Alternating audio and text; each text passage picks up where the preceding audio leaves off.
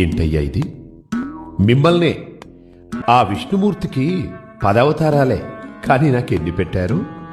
నాతో క్రికెట్ ఆడించారు, గ్లోబుల మీద ఎక్కించారు, motor cycle తొక్కించారు, నా ట్రేడ్ మార్క్ అయిన బుజ్జి బొజ్జలు తీసి 6 ప్యాక్స్ పెట్టారు, టోపీలు పెట్టారు, తలపాగ జుట్టారు, సినిమా హీరోలా తయారు చేశారు. ఆ పరమశివుడు ఒక్కసారి రూపం మారిస్తే మీరు ప్రతి ఏడు నా రూపం మారుస్తున్నారు.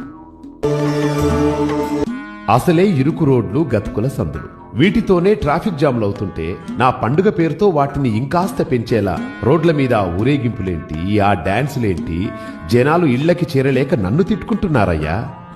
నిన్నటికి నిన్న సిటీ మొత్తం చెట్లకు చెట్లే కొట్టేస్తున్నారు. ఏంటయ్యా అంటే నిమజ్జనం రోజు అడ్డొస్తాయి అంటున్నారు. నాకు ఆకులు అలములంటే ఇష్టమని తెలిసి వాటినిచ్చే చెట్లను నా పేరు చెప్పి నరికేస్తుంటే ఇక నిమజ్జనం గురించి చెప్పేదేముంది? నిమజ్జనం రోజు భక్తి ముసుగులో మీరు చేసే పనులు అంతా ఇంతా కాదు.